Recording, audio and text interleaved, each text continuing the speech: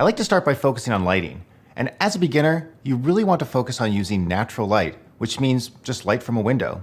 Why window lighting? Well, because it's free, it's really easy to work with, and it's beautiful.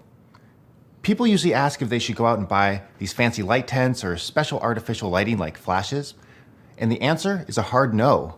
Gadgets like light tents result in similar, if not worse results than using this free method that I'm about to show you.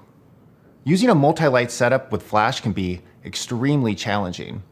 When I was a teacher, we wouldn't even touch flash until the end of the first year. It's an advanced concept. Also, if you're spending this kind of money, you may just want to hire a professional, and you may actually spend less money and get better results. Now, let's get to our tabletop and get shooting. So welcome to our set. Let's go through every element and all the little pieces that we need to make this set happen. On the left-hand side of our set, we have a window. The window light is coming in and coming across our set here. You can tell that we also have a board. So I got this board at an art store, but you can also find these kind of boards at a dollar store, and you could usually get a set of 10 for like about 10 bucks. We also have these cards. And so these cards are going to help us with our lighting. And you can tell this is just a white piece of foam core that I also got at the dollar store. And I cut it into a board and just kind of taped it together so it stands up on its own. We also have these little black boards here. And these little black boards you can probably get at the dollar store as well, although these ones are old portrait frames from when I was shooting portraits. And they actually are going to subtract light from our product and create some extra shadows.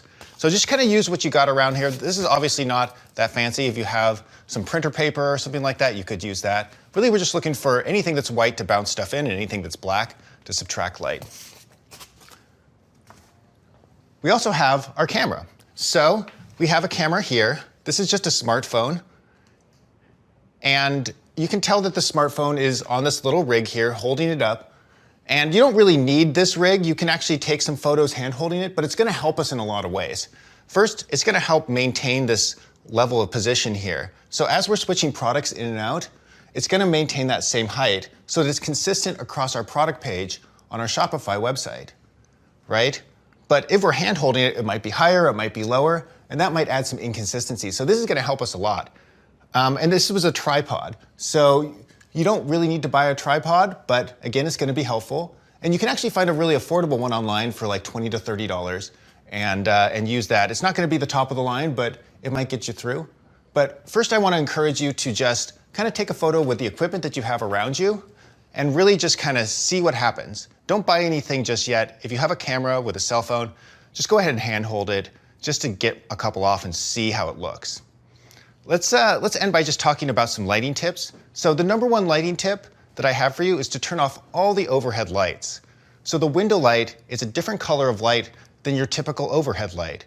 And if the two colors are mixing together, it's going to make your photos look really bad. So make sure to turn off all the other lights in your office or home and just use the window light.